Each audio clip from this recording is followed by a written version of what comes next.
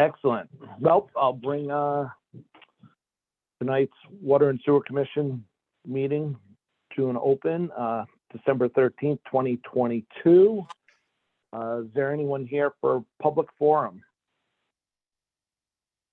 Hearing none, let's move on to minutes of the Water and Sewer meeting. Cam, Right. what do we got? And with that, I would like to make a motion to approve the minutes for review of the November 1st Water and Sewage meeting. Do we have a second, Jack? Second. All right. Roll call vote, Peter? All right. Let's see, where are we? Mr. McLam,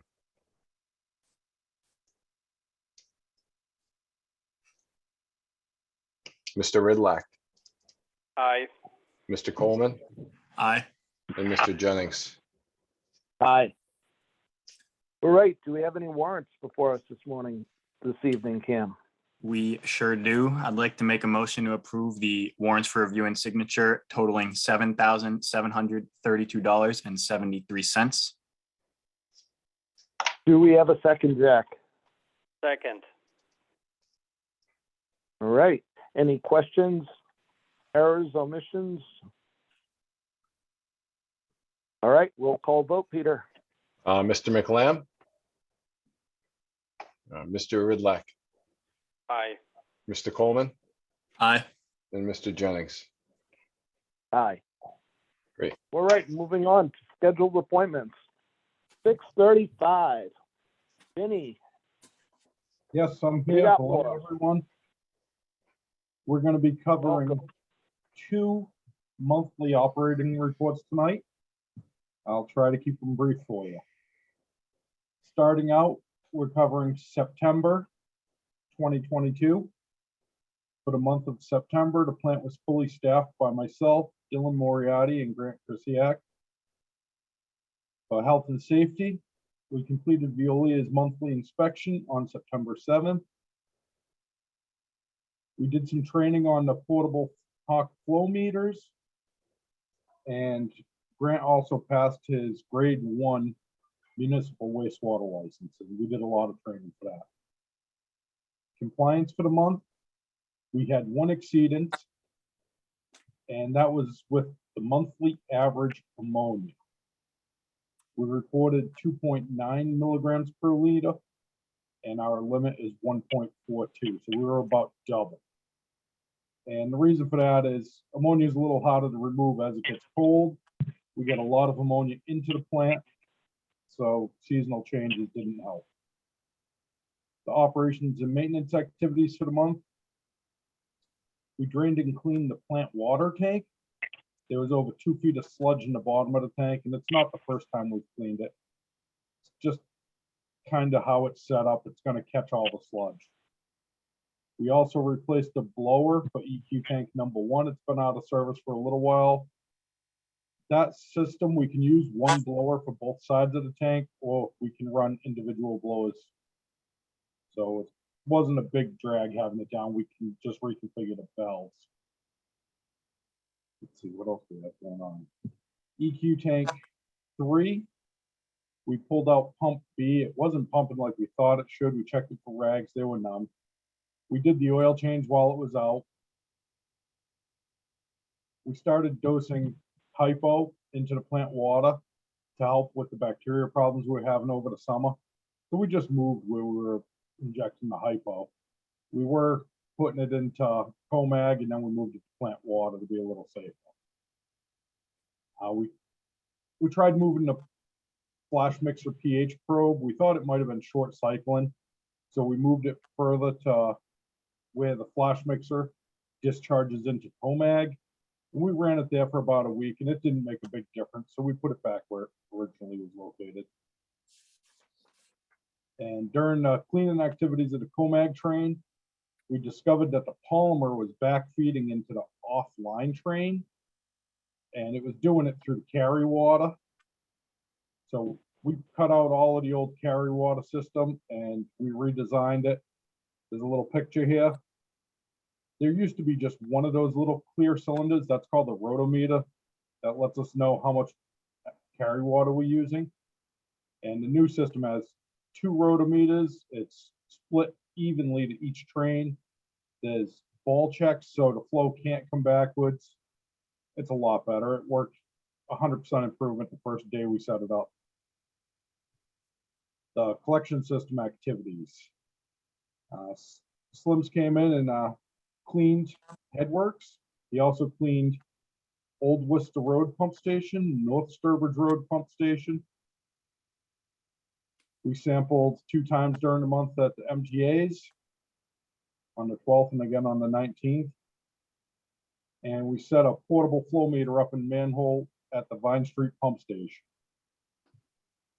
Pump station activities. Oh, we found Jay Hammond's pump station had a broken phone line. We called the phone company out and it took them a day or so to get it straightened out for us.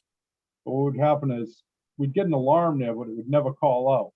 So when we checked the station, we'd just find it in alarm state. But by that point, the alarm had cleared. So it went on for at least a few days before we figured out what was going on, but we got it straightened out. Stevens Park Pump Station, we pulled both pumps, cleaned them, and changed the oil in them. North Sturbridge Pump Station, we pulled both of those pumps, cleaned the volutes, and changed the oil. Route 20 Pump Station, pump 2, loaded up with those flushable wipes that don't break down. And then Glen Echo Shores Pump Station, we cleaned both of those pumps, and there's no oil to change. We pulled 8 loads of sludge out of the plant in the month. And for chemicals, we got 4 totes of sodium hydroxide 25%, along with 1 55-gallon drum of sodium hypochlorite. Grinder pump calls for the month, we had a lot of them. We had about 10 grinder pump calls.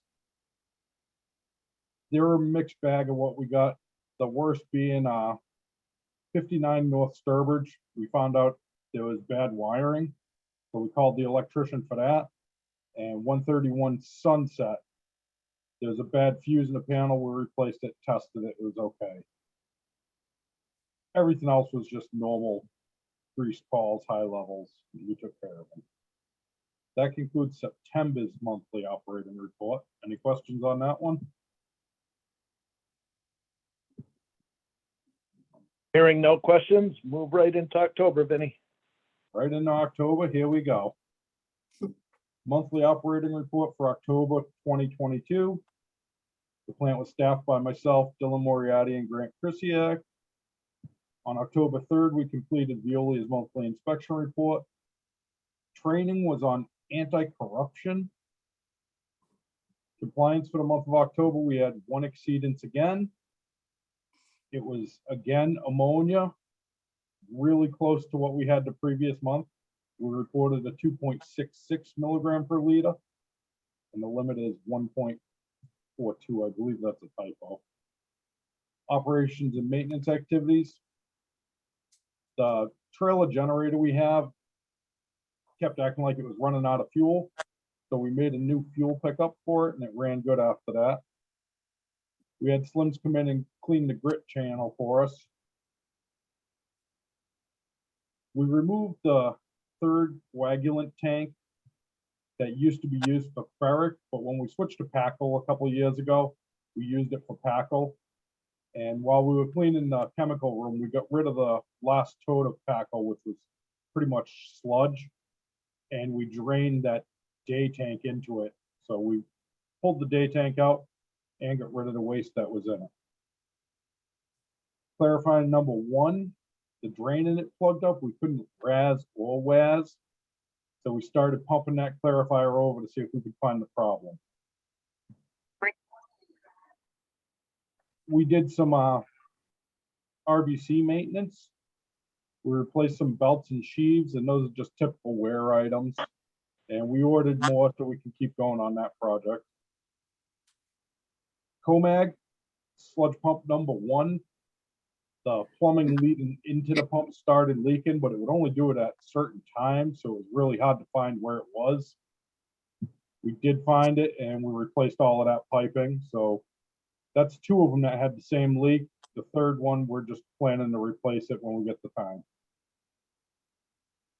We finished installing Comag sludge pump number 3.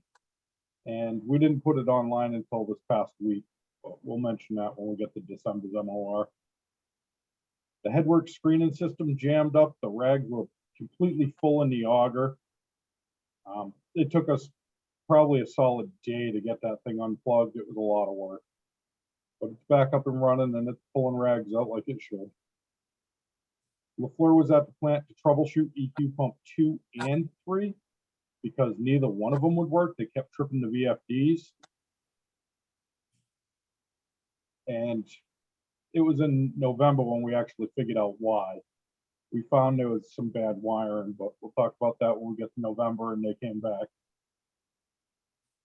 Collection system activities in October, the crew started doing COD testing daily at the main pump stations. We did North Main, 6 West, and Route 20, along with plant influent, to see if there was a correlation between any of them. And basically all we learned from it was 6 West and Route 20 have really high CODs, and they're not consistent. So we need to monitor them more frequently. 71 Park Road called about a plugged sewer.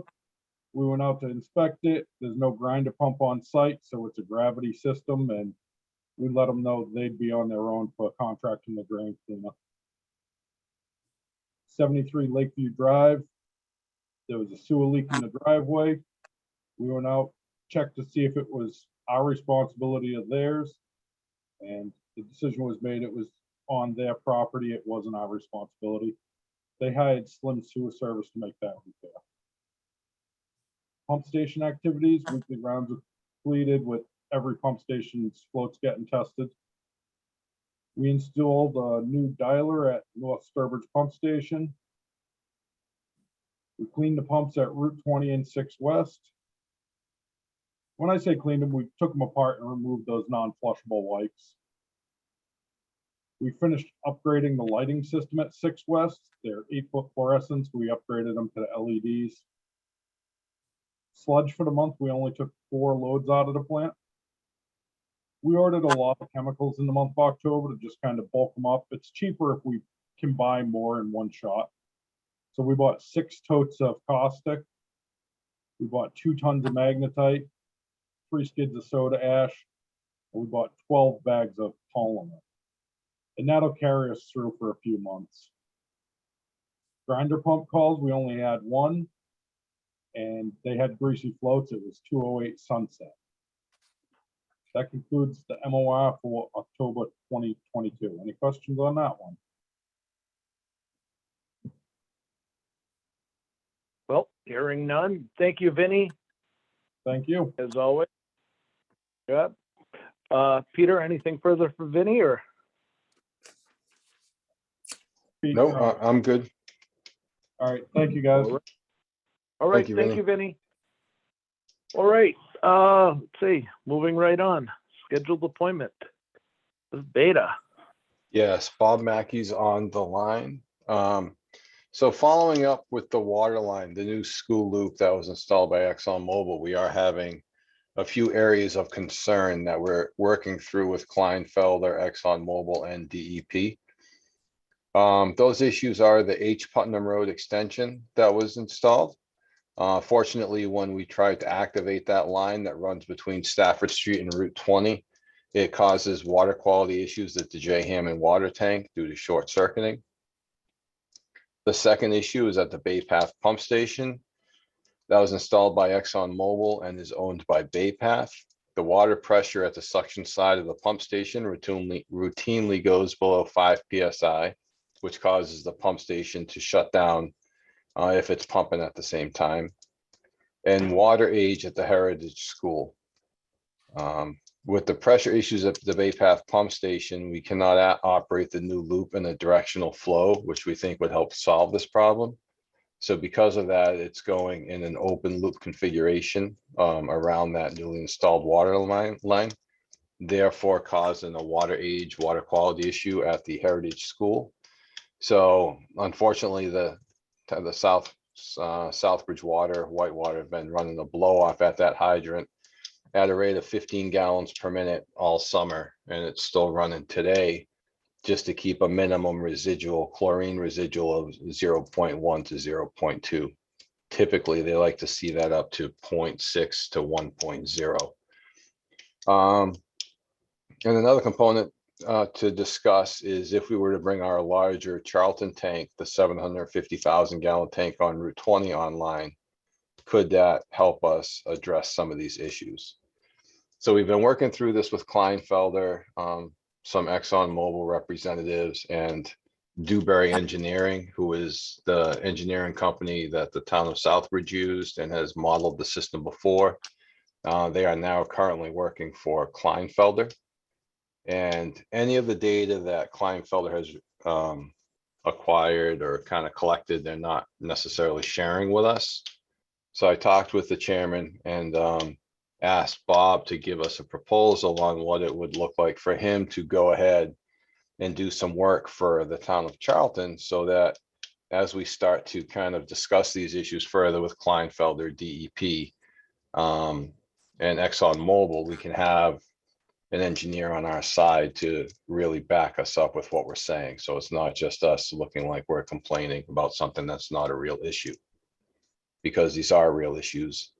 And it's stuff that we need to have addressed before we accept over ownership of this new infrastructure. So I didn't have the proposal in hand before the packet went out on Friday, but Bob did get it to us Friday afternoon. And I sent that over to you yesterday for review. And I guess with that, I'll go ahead and just turn it over to Bob and let him talk about the approach and kind of his understanding of what's going on. Thank you, Peter. All right. Good evening, everyone. Hi, Bob. Oh, hi, how you doing? So Pete explained the situation. Beta has been working for the commission since 2017, when we started to look at the consecutive user approach. And as part of that, we did create a water model. And I know back then we talked about the hydraulic transients, which is a fancy term for water hammer. And your system is long with long straight runs, which lends itself to water hammer, and also at the same time water age, because you've got so much pipe spread out all over town with limited users compared to the amount of pipe in the ground. So the situation you're in is not overly surprising. Unfortunately, just because of the way your system is laid out, you have to be very careful with these types of expansions. So we took a look at the model we had, which is good because we're not starting from scratch. We already have a model that was calibrated in 17 and was actually working very well. So we were building off of that premise that we're going to take the existing model, we're going to do some limited calibration work in the system to make sure that what we're seeing in the system is mirrored accurately in the model itself. And then we'll be adding these new loops into the system and then run scenarios through the model to make sure that we're reflecting what is happening so we can reproduce it with the model, and then use the model to be able to come up with options that hopefully will remedy the situation. So looking at that tank, looking at maybe some piping changes, not sure at this point what the solution will be, but anyway, so we put a proposal together to take a look at the three issues that Pete just described. Obviously, having the pump station coming offline every time you have a pressure dip, which happens pretty regularly based on the data I saw. And just so you're aware, the reason the station does that is to protect the pumps, so that when you get that pressure dip on the suction side, you're not creating, not water hammer. I just all of a sudden blanked out. I could see it in my head. Pumps get air bound. Cavitation, air binding, which will destroy the impellers in short order. So it's a safety feature. It's a good feature to have. But obviously, we can't have that situation happening where the station keeps coming offline and online. And so our approach is to take the model we have, do some limited testing in the field, make sure we're replicating what you're seeing in reality right now, add the loops on, and then take a look to see what is it that we can do to remedy the situation. And which also, and to Pete's kind of bigger point, and probably more important point, is it gives you ammunition to be able to go back and say, look, this is what the model is showing, this is what's happening in the field, and if we make these changes, we hopefully can mitigate all the situations that you're in. I can go into much more detail, but as a high level, that's what we're proposing. Well, thanks for the breakdown, Bob. Cam, Jack, you guys have any questions for Bob? I do not have any questions. Thank you, Bob, for explaining that. No problem. How about you, Jack? Any on it? I'm good, thank you. All right, so we'll need a motion to accept the proposal, correct, Peter? Yes, Bob, what's your time frame to complete this work? We can jump on it pretty quick. Probably not, we got to get through the holidays, but we can jump on it in early January and get it done in a couple of weeks, probably. Hopefully Okay, by so maybe by the end of January. by the end of January, we should have a completed document. Well, I'd say a draft, Okay, so that we can start talking about what the options are. okay. That sound That reasonable? works for us. Yes. Yep. Okay. All right, so we'll need a motion, Peter? Correct? Yes, please, to approve the proposal that's submitted in front of us to, I guess, referring to the Charlton Water Distribution Model Update and Water Hammer Analysis with a price not to exceed $28,200. You want to make that motion as stated, Cam? Or I will make a motion to approve the engineering proposal for the water system as stated. Do we have a second, Jack? Second, All right, roll call vote, Peter? All right, Mr. McLam, Mr. Ridlack, aye. Mr. Coleman, Aye. and Mr. Jennings. Aye. Very good. All right, Bob. Happy holidays, and we won't hold you up from getting working on that proposal. Right, that sounds good. Well, happy holidays to you all too. Yeah, as well. yeah. Happy Thanks, holidays, Will. Bob. Thank Take care. I will see you next year. All right. Very good. All right. Okay. All right, moving on to surplus equipment, Peter. Yes, the new forklift has arrived. I want to thank you guys for approving that. In order to hold the auction or to get rid of the old forklift, we'll need to declare it as surplus equipment. Once that's done, I'll work with Kara in the selectman's office to list it on the Munibid site for sale with the surplus generator and the other totes that you've declared surplus previously. All right, do we have a motion to declare the old forklift as surplus equipment to be put on list for municipal bid? I will make a motion to put the old forklift declare plus equipment. Do we have a second? Second, All right, roll call vote, Peter? All right, Mr. McLam, Mr. Ridlack, aye. Mr. Coleman, Aye. and Mr. Jennings. Aye. All right, next, access agreement extension, Santos property. Yes, our current access agreement for the Santos property is set to expire on January 5th, 2023. We do have a clause in the agreement for a 6-month extension. I would ask that you vote to extend the agreement for 6 months until July 5th, 2023. Unfortunately, we've been waiting on the driller to have some free time to get out there and start drilling, but he has been unable to due to other emergency calls due to the low water from the drought this summer.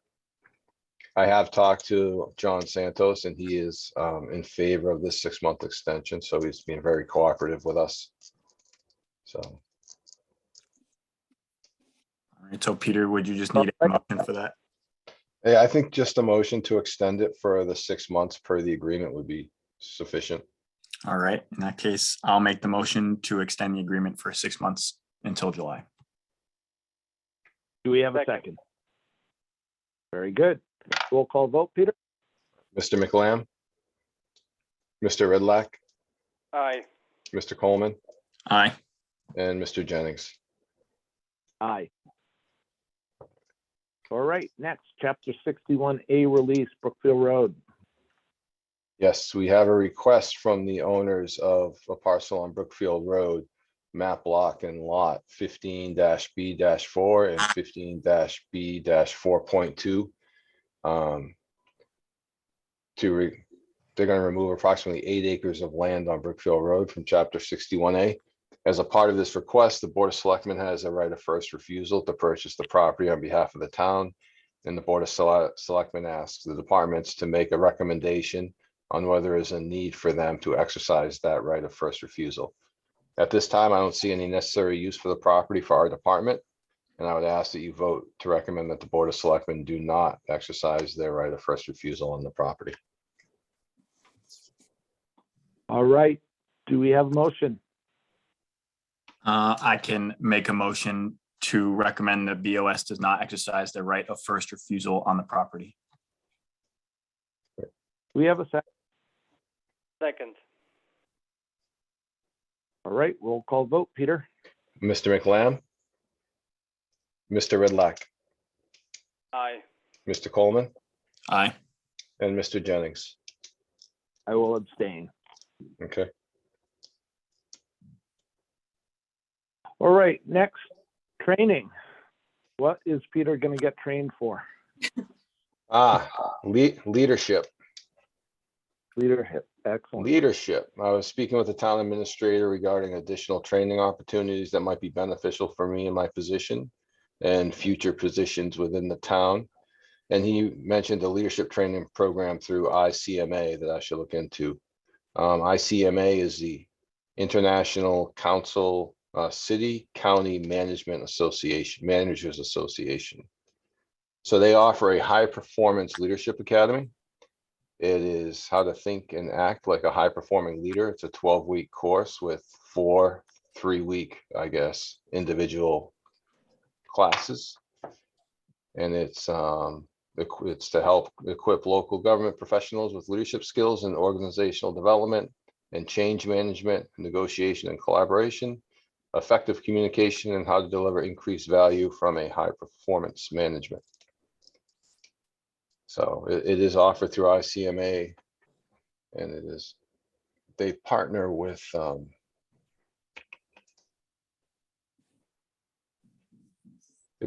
Professional Development Academy to put this on. So it is a 12-week program. Most of it will be remote.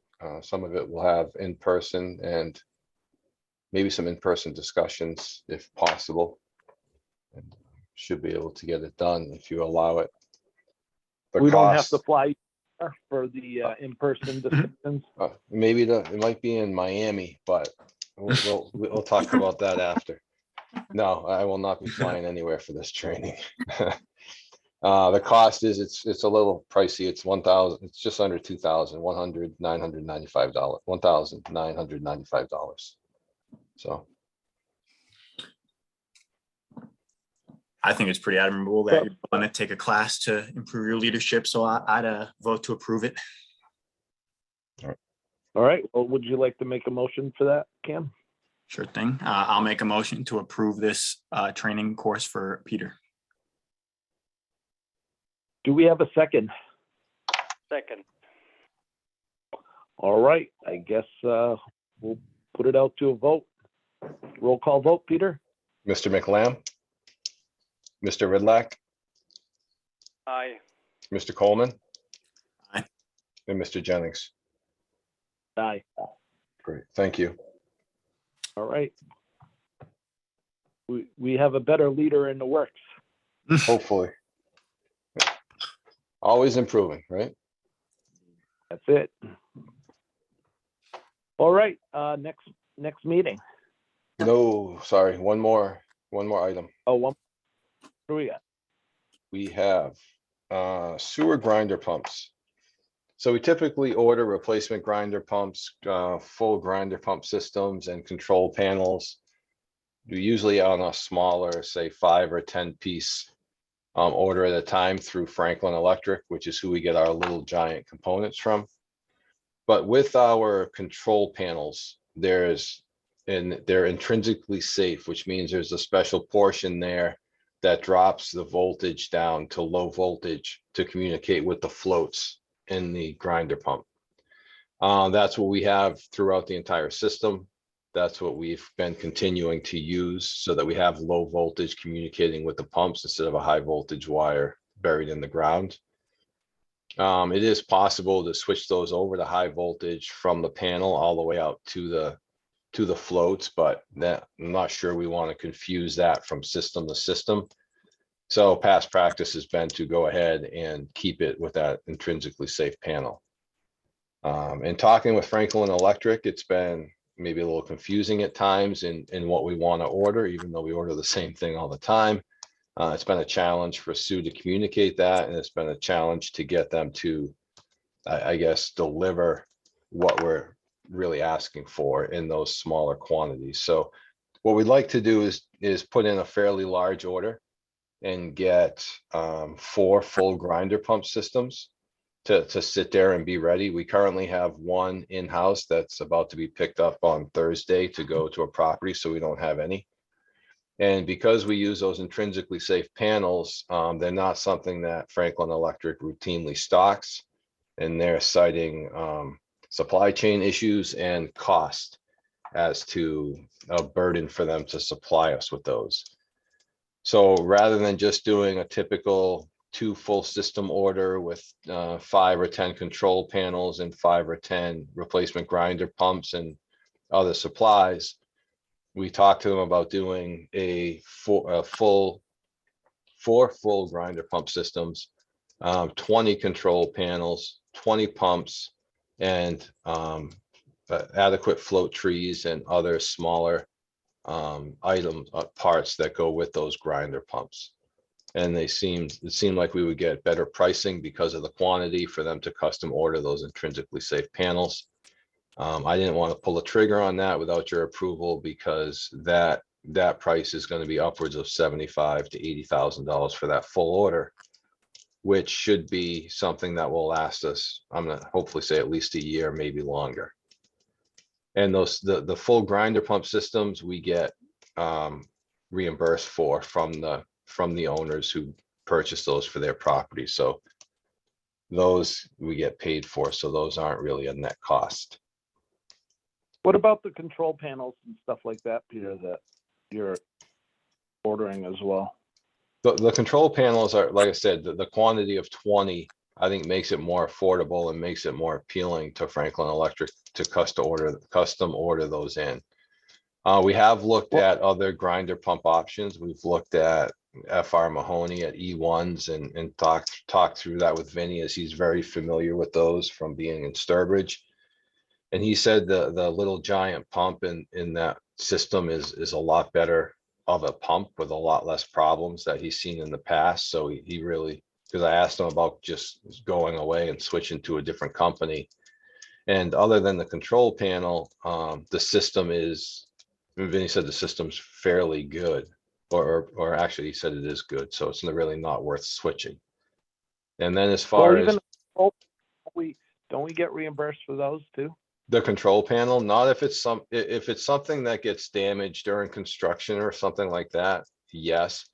But typically we use those for upgrades. So back when the original systems were installed back in 99 or 2000, they used a completely different panel that kind of fails. And it might have even been might have used direct burial wire. So for those, we do a complete upgrade. So if you see Vinny mention complete upgrade when he talks about grinder pump issues, that's going out there and putting a whole new control box in, a new control panel, a new pump. And sometimes we even have to have Ed LaForte go in and, run conduit and put new wire from the control panel to the pump. Why wouldn't that get charged to the user? Because the user didn't pay to put those in. because that was done as part of their betterment. So it's always been, the town has warranted those, or the town had, I'm not gonna say, I shouldn't say warranty, the town has paid for any repairs to the grinder pumps in the system that were put in there as part of a betterment for that property. And my understanding, and it's always been said from previous commission members, that because we still owed money and the betterments were still being paid off in that 20-year period, that the town was responsible to make repairs to those grinder pumps. So how, So- the clock's on ticking though in that regard, no? It can be if the commission, that's something the commission's gonna have to discuss. I think we've kicked it around and talked about both sides of that coin as to whether or not we continue moving on the way it is, or if we go ahead and let the residents know that they're gonna be responsible for them themselves. The problem about making residents responsible for them on their own is if there is a system failure, and a lot of these pumps are around the lake, and that sewerage actually makes it into the lake, that reporting and that issue falls on us as it's our system. So I really think it's in our best interest to keep control of that and to make sure the repairs are done with the right parts by the right people, instead of homeowners digging in there and trying to make repairs on their own and possibly causing much bigger issues. Yeah. So I mean, again, I understand what you might be thinking or where you might want to go with it, but I'm just cautious about doing that and the other can of worms that's going to open up. It's really not, I don't see it as an absurd cost to us.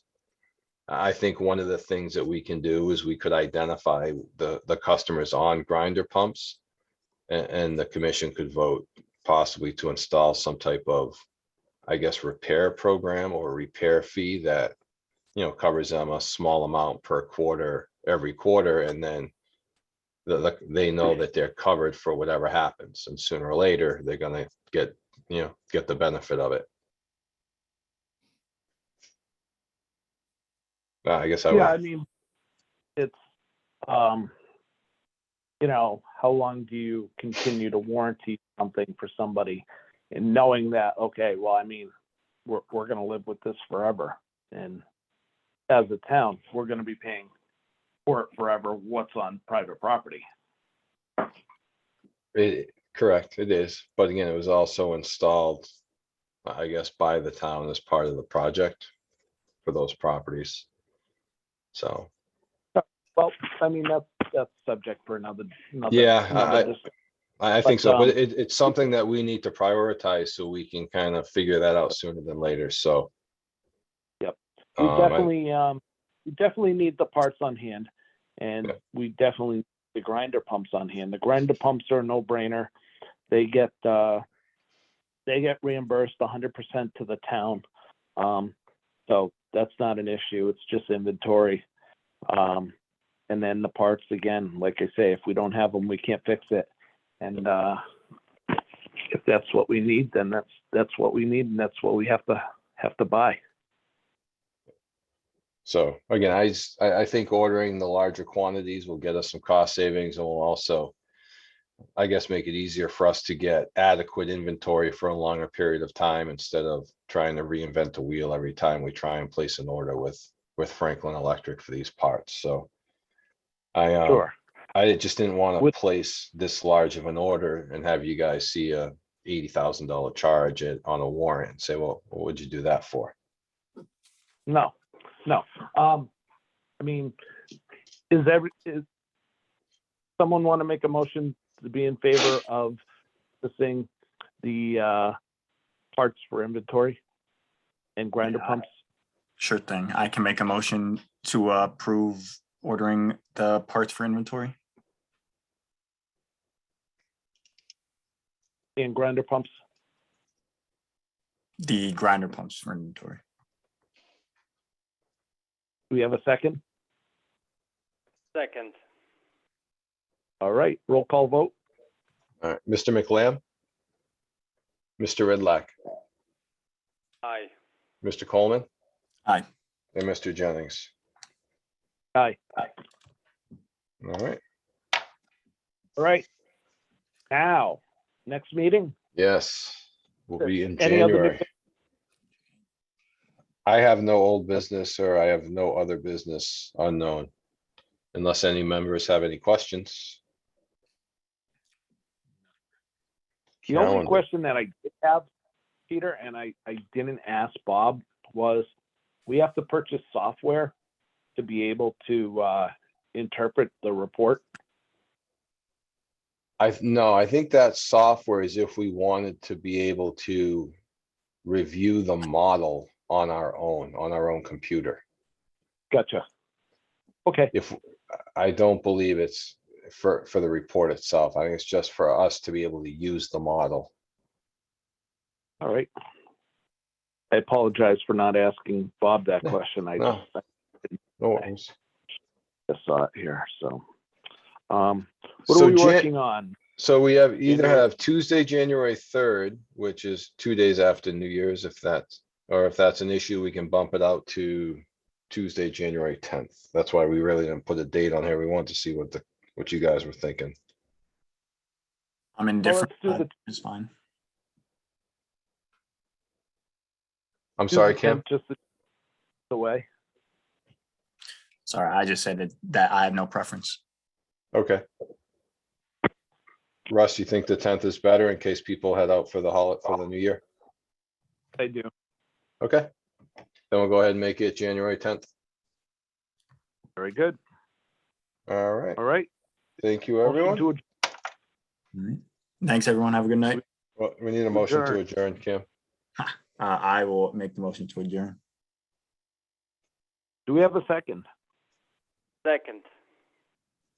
All right, roll call vote, Peter. Mr. McLam, Mr. Ridlack, Aye. Mr. Coleman, Aye. and Mr. Jennings. Aye.